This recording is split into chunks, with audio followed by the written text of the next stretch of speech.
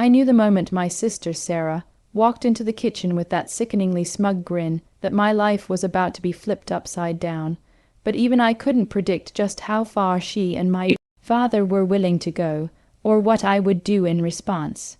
I stood there, watching her drink the juice she knew I hated from my favorite glass, the glass I specifically bought during a trip to New York, and all I could think was, this is it.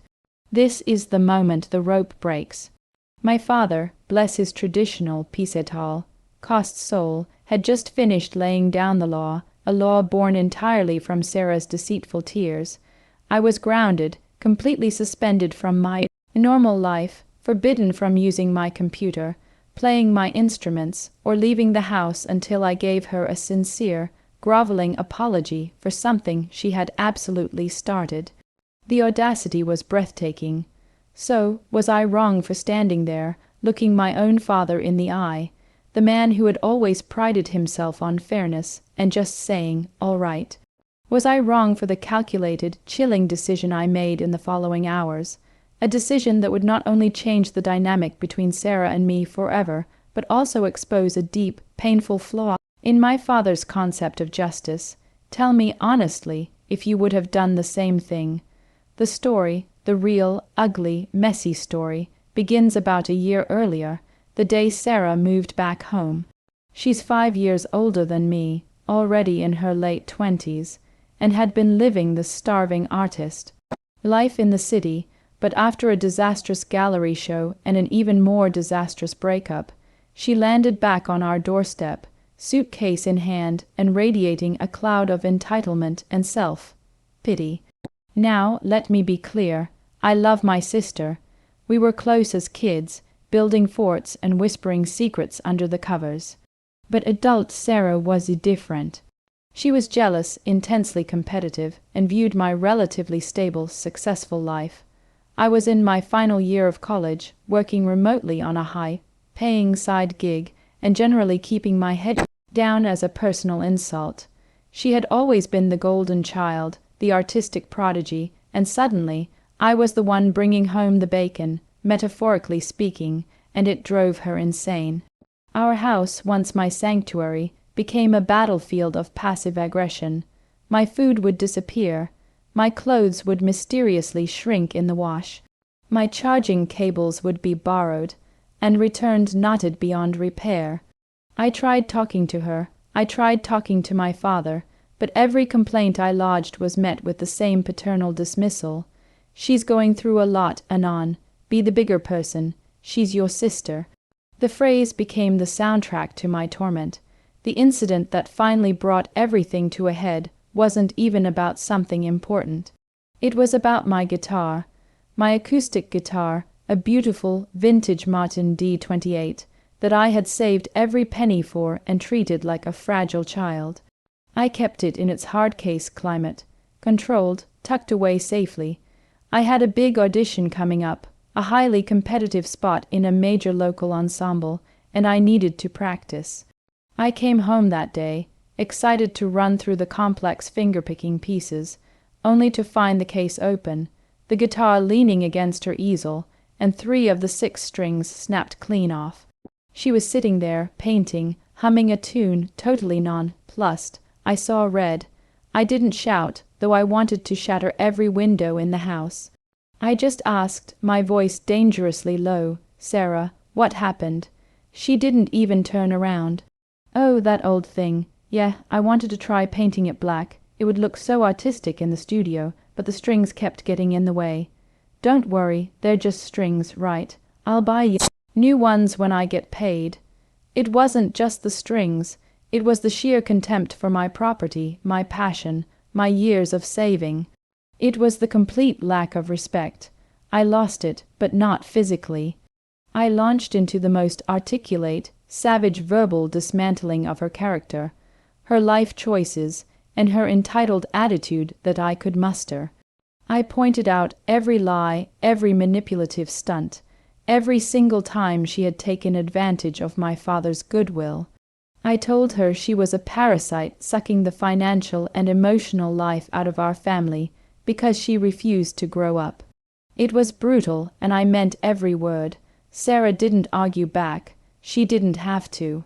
She simply crumpled to the floor, buried her face in her hands, and began to sob, the kind of racking, theatrical sobs that could melt a glacier. And that's when my father walked in. He didn't see the broken guitar strings. He didn't hear my valid boiling over rage. He only saw his baby girl dissolving in tears, and his son standing over her, looking like a venomous snake. That evening, the verdict was delivered. My father sat me down, and without asking for my side of the story, not truly, not the full context, he declared I had gone too far. No matter what she did, Anon, you do not talk to your sister like that. You broke her spirit. You will apologize to her, and until you do, I am suspending all your privileges. You will not leave the house. You will not touch your computer.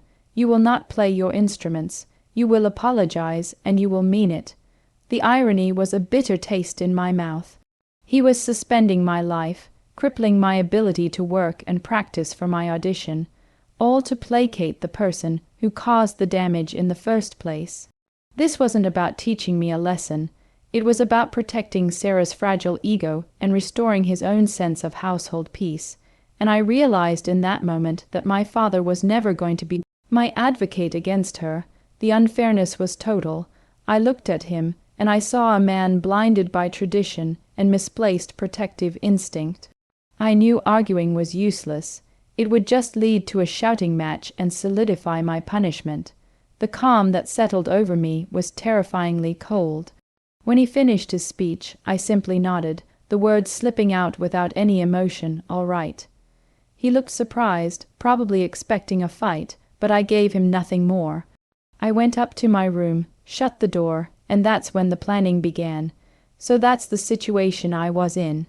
My future, my college side income, my major ensemble audition, my entire social life was held hostage by a malicious sister and a well-meaning but utterly blind father. I was locked down, stripped of everything, for being the victim who finally fought back. Sarah was downstairs, enjoying her victory, probably sipping my New York juice in my favorite glass, completely unrepentant. The injustice was physically painful, but the cold clarity it brought was a kind of power. I had to make a choice, crawl to her and apologize, letting her win and establishing a permanent dynamic where she could destroy my life with a single tear, or do something drastic, something that would force everyone involved to see the truth. Before I tell you what happened next, I want you to pause and comment below what you would have done in my shoes. Would you have sucked up your pride and apologized? Or would you have sought a kind of poetic, undeniable justice? Or suspension of my shun, COMPUTERHOMEMADE I privileges was key. My entire side income, the money that paid for my rent, free living, my tuition, and yes, my beautiful guitar, came from my successful, highly specialized remote programming job. I worked on a complex project for an international client, a project that required daily check-ins and code updates. Missing a day was bad. Missing several days could jeopardize the contract. This wasn't just an inconvenience, it was a financial threat. My father didn't understand this. He thought my computer time was just for games. I had one advantage. My father was meticulous about shutting down the house at night, and Sarah, the starving artist, had always been a deep sleeper, particularly after a few glasses of wine to mourn her failed city life. I had to get to my computer, update my code, and send my daily report. But a simple count was too risky, and honestly, not enough. I needed a final, definitive, attention-grabbing statement. At 2:00 a.m., the house was silent. I quietly slipped out of my room, my heart pounding a rhythm against my ribs. I knew where my father kept the spare house keys. But the most important thing I needed was Sarah's attention, and her favorite thing in the world was the recognition she received from her tiny, highly curated social media following. She treated her Instagram and Facebook like a personal museum dedicated to her own perceived genius and suffering. That's where I hit. I crept down to the kitchen, grabbed a bottle of my mother's expensive, imported cooking oil, the kind that cost an absurd amount, and I went to Sarah's studio space in the garage. Her masterpiece, the painting she was working on for her next show, was there. It was a large, abstract canvas, all moody blues and deep reds, a piece she had been pouring her soul into for months. I didn't want to destroy the art. I wanted to destroy her narrative. I carefully, methodically, poured the entire bottle of oil all over the canvas, not just ruining the paint, but turning the whole thing into an unsalvageable, greasy mess. I took a single, clear, close-up photograph of the ruined canvas. Then I went to my computer, logged in, performed the necessary updates for my job, taking a mere 20 minutes, and then I opened up Sarah's unattended laptop. She never logged out.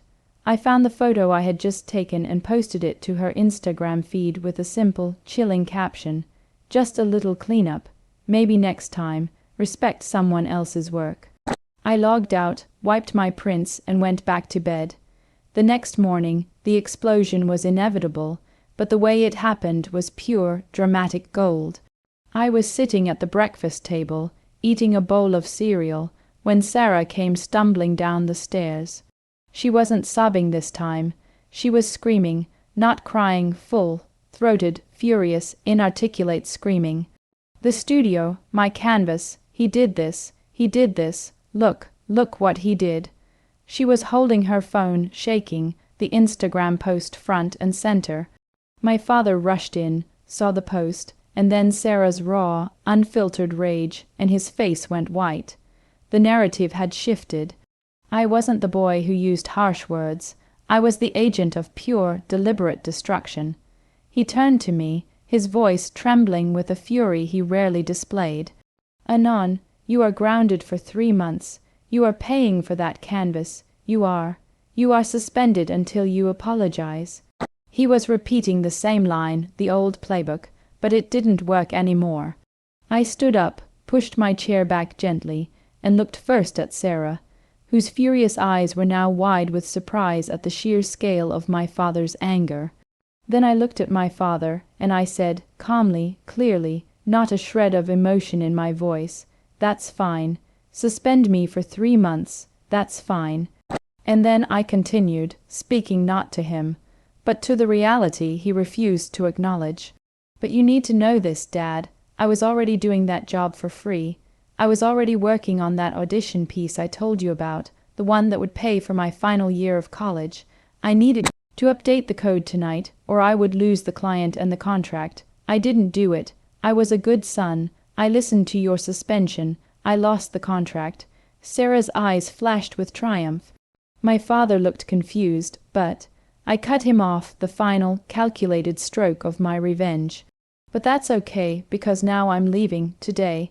I'm packing my bags. I'm leaving your house, Dad, because the only difference between my sister and me is that when she deliberately damages my property and my future, she gets a hug and a tearful defense, and when I, after months of her abuse, finally snap and destroy something of hers, I get grounded for 3 months and ordered to apologize. I am done being the bigger person.